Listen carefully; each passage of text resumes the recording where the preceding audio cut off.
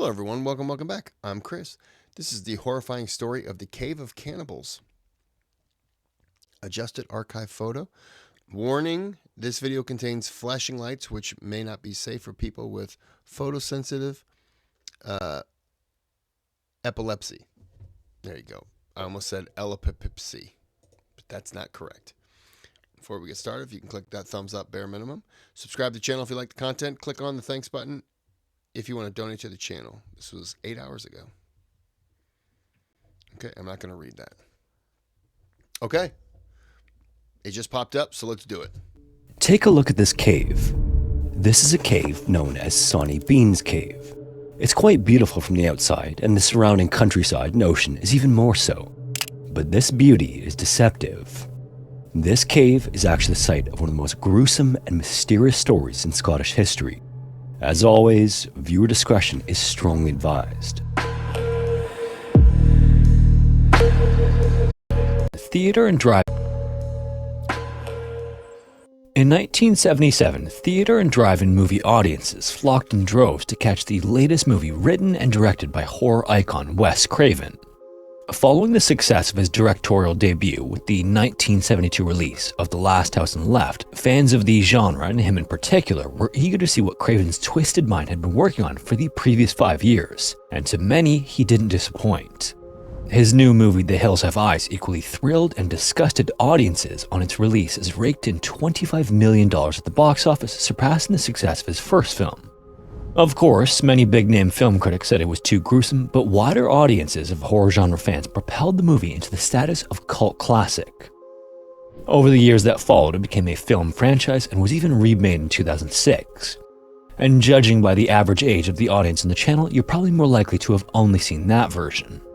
Now, if you're unfamiliar with the movie, it sort of starts like this.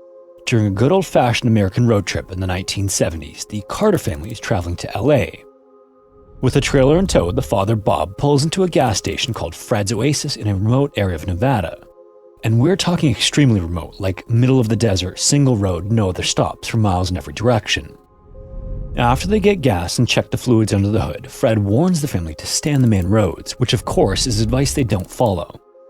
The family car then eventually skids off the highway and wrecks, causing one of their dogs to run off into the Nevada desert hills. And this is where it all begins. There's something in that remote desert living in the caves there that begins systematically stalking and killing them. Now, while Craven certainly had the kind of warped creativity it would take to dream up such a scenario, it was actually during his research following the release of The Last House on the Left that he came across a story so revolting that he couldn't help but let it inspire his next movie. And the story that would end up inspiring The Hills Have Eyes was the story of the Sonny Bean clan. It's uncertain where exactly he was born, but Alexander Bean, also known as Sonny, likely came into the world in the late 15th century in Scotland.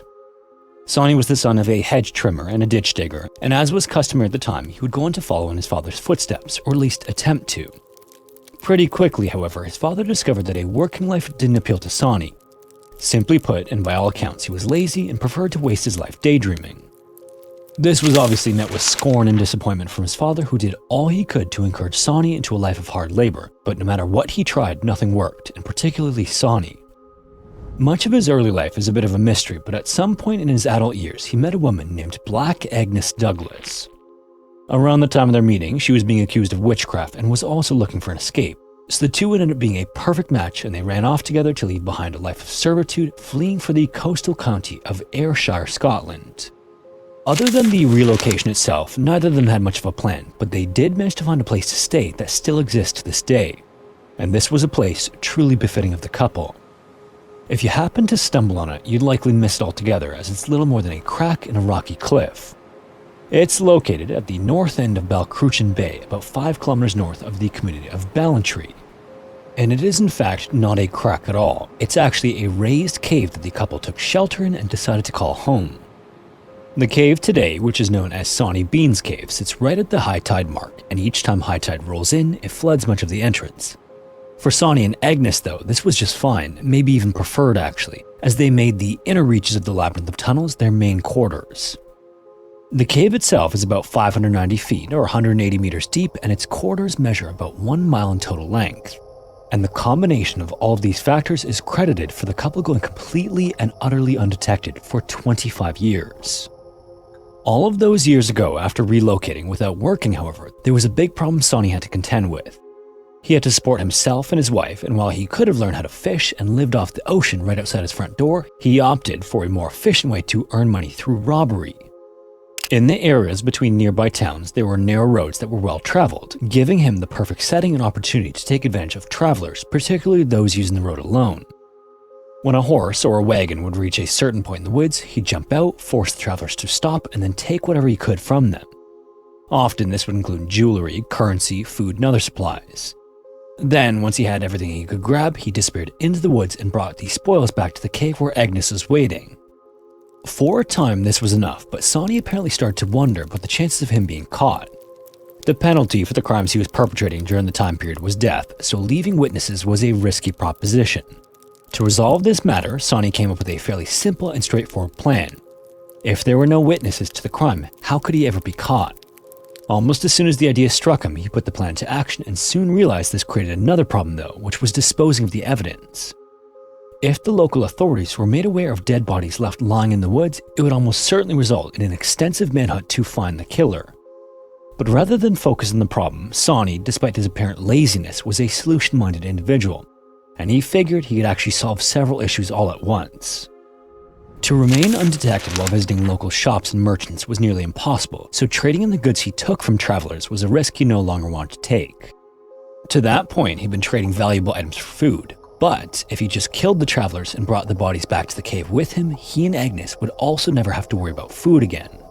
And so it went afterward, with Sonny continuing to ambush travelers on the narrow roads between villages. He'd lure them off their horses and wagons, quickly dispatch them, and then drag them into the cave where Agnes would prepare them. Prior to this, the couple had been nearly starving, but now they had a steady supply of food, and high-protein food at that. Soon, they both regained their strength, and in doing so, the couple began to have children. Before long, they had 14 kids, 8 sons and 6 daughters, all of which were fed what Sonny brought back from the moment they could eat solid food. In fact, as the children became old enough, they start to join Sonny in his attacks on travelers, and all the extra help made for much lighter work for their father. When more of them were joining Sonny on his daily duties, the Bean Clan was able to start picking off larger traveling parties, sometimes dispatching upwards of 6 people in one ambush. Years apparently passed like this as the Bean Clan continued to make a deplorable living for themselves. And as if things weren't disturbing enough, the kids eventually started to have kids of their own. And this wasn't from finding outside partners, if you know what I mean.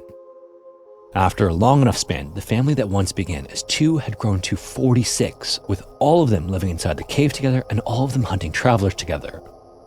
As you might imagine, the constantly growing list of missing people was noticed by the nearby villagers, and desperate for justice, they first began to point fingers at one another.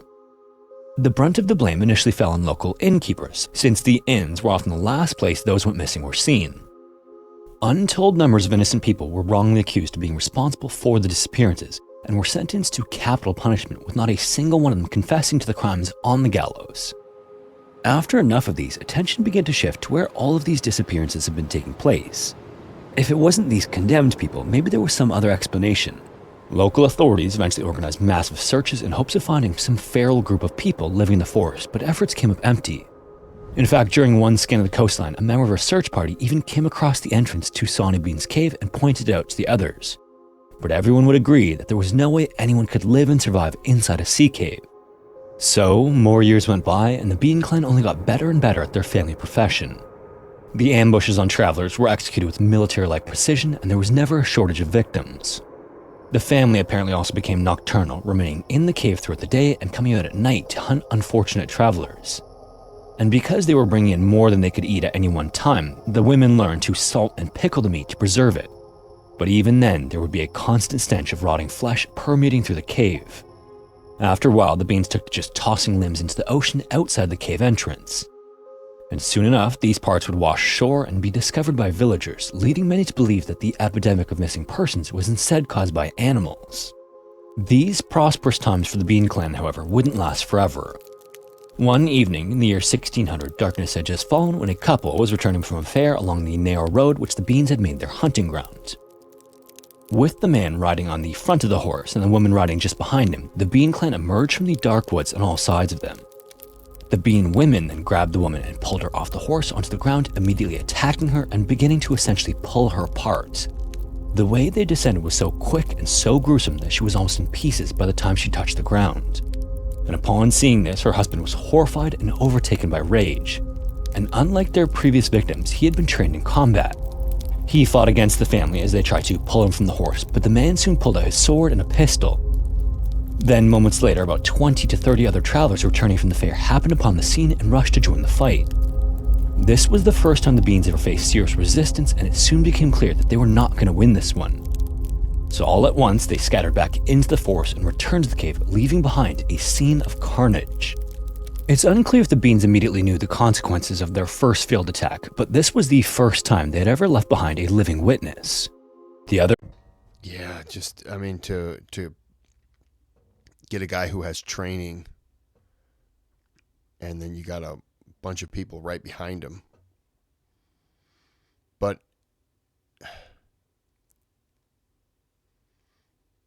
was it just the girl, the wife then who died and no one else did? They're lucky.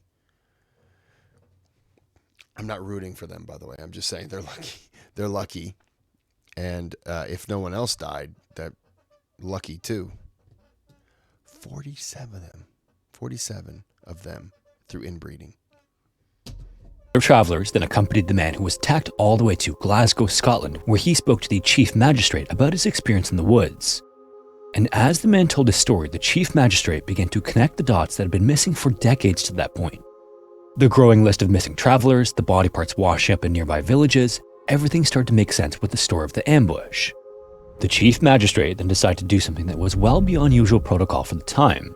He marched the man right to King James IV, who just so happened to have taken a keen interest in the pattern of missing persons in Scotland, and he had also developed a theory that witchcraft was to blame.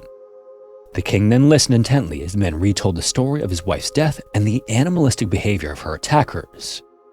Immediately upon the story's conclusion, the king gathered an army of 400 men and a pack of tracking hounds, and the large caravan began heading toward Ayrshire. As the king and his army traveled, the caravan apparently grew with volunteers jumping in line to aid in the search for the perpetrators. And leading the way was the man whose wife was viciously attacked by the Sawney Bean clan. Upon reaching Ayrshire, the search area extended throughout the countryside and along the coastline, but at first, there were no signs at all of some rogue families living in the forest.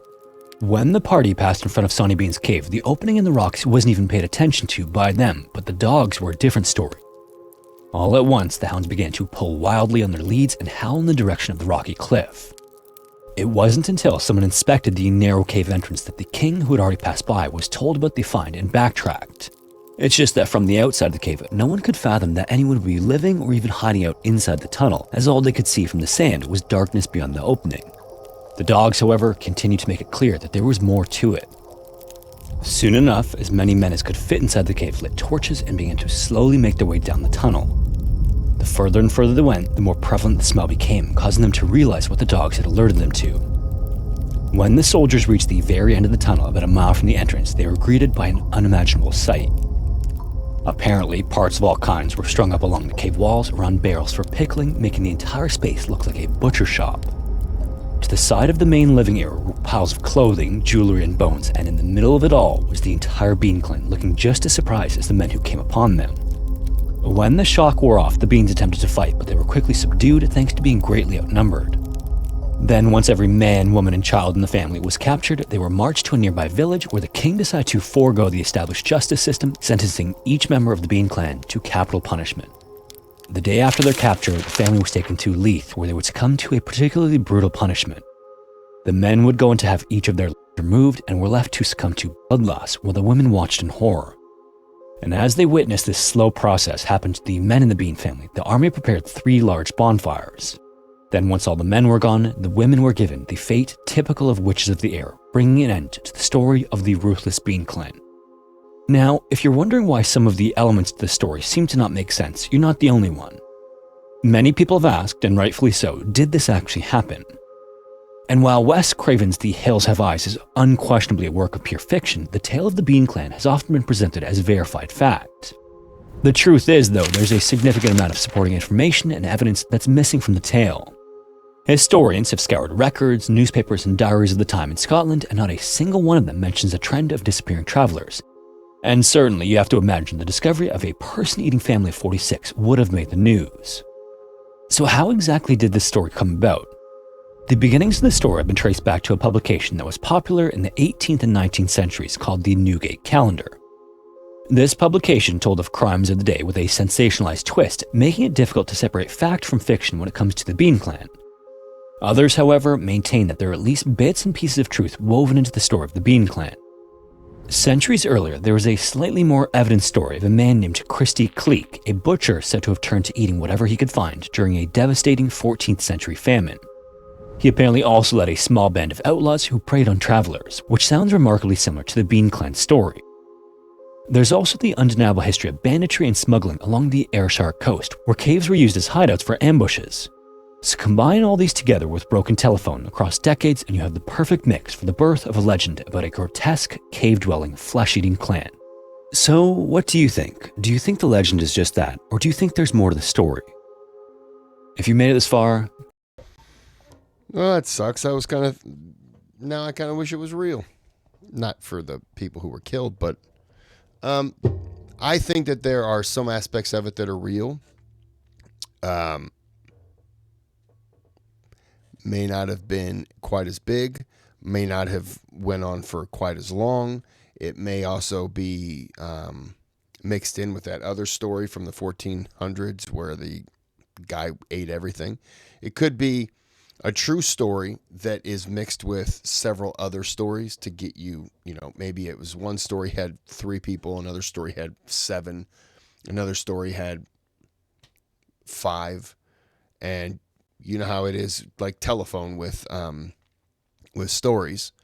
They were like 3, 7, 5, 47 total. Big family. I'm sure it was some aspect of a little bit of this, a little bit of that from potentially true stories. And it just morphed into one big collective. Or I could be completely wrong. Don't know. It's interesting though. So we're going to end it here. Tell me what you think in the comments. And until next time, have a good day, have a good night.